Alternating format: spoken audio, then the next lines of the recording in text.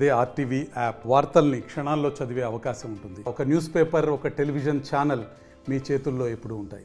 ఈపూర్ మండలంలో తప్పకుండా మంచి మెజారిటీ, గతంలో కన్నా ఎక్కువ మెజారిటీతో గెలవబోతా ఉన్నాము.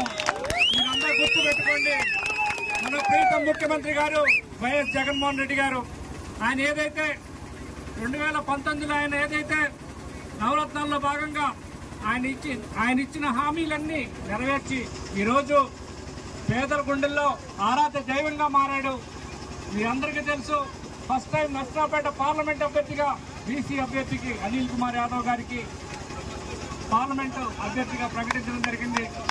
మీ అందరూ కూడా ఇక్కడికి వచ్చిన ప్రతి ఒక్కరూ కూడా ఈ అవకాశాన్ని అందిపుచ్చుకొని మనం రాబోయే ఎన్నికల్లో అఖండ మెజార్టీతో గెలిపిస్తారని, అలాగే మన ప్రీతం ఎమ్మెల్యే బ్రహ్మనాయుడు గారు వినుకొండ నియోజకవర్గం ఒకప్పుడు వెనుకబడ్డ ప్రాంతంగా చెప్పేవాళ్ళు, కానీ ఈ గత 5 సంవత్సరాల్లో ఆ మాట వినపడట్లేదు.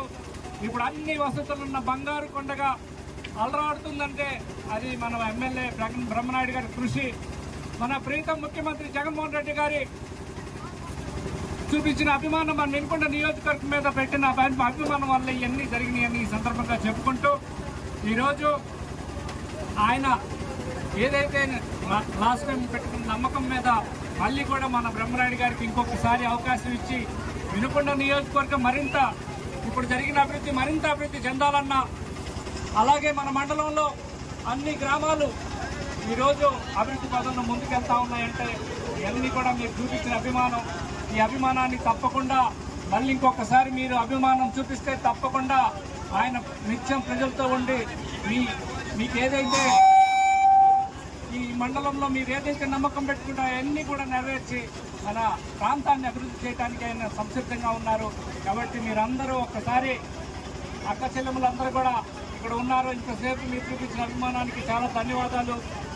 అలాగే మన వినుకొండ నియోజకవర్గం, మీరు వినుకొండ పట్టణం చూసుకుంటే గతంలో తాగునీటి సమస్య కావచ్చు, మీకు తెలుసు రామలింగేశ్వర స్వామి టెంపుల్, ఘాట్ రోడ్ నిర్మాణం, ఇలా చెప్పుకుంటూ పోతే 100 పడకల ఆసుపత్రి, అలాగే ఎన్ఎస్పి షాపింగ్ కాంప్లెక్స్లు, ఇలా చెప్పుకుంటూ పోతే వినుకొండ నియోజకవర్గం అభివృద్ధి చెందుతూ ఉంది.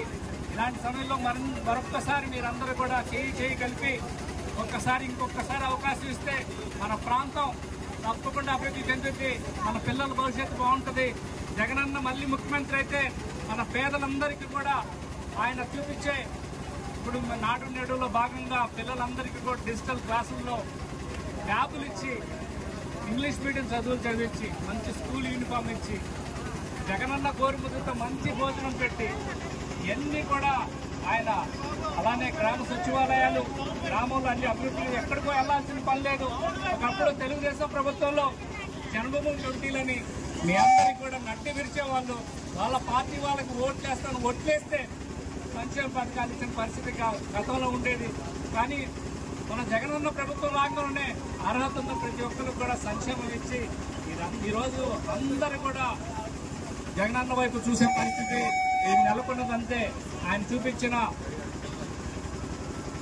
అలాంటి పనులు చూపించారు. కాబట్టి మీరు అందరూ కూడా ఇంకొకసారి అవకాశం ఇస్తే మనం వినుకొండ నియోజకవర్గం మన ప్రాంతం అభివృద్ధి చేద్దామని చెప్పుకుంటూ, మీ అందరూ కూడా ఒక్కసారి జగనన్నకి జై జగన్, జై జగన్.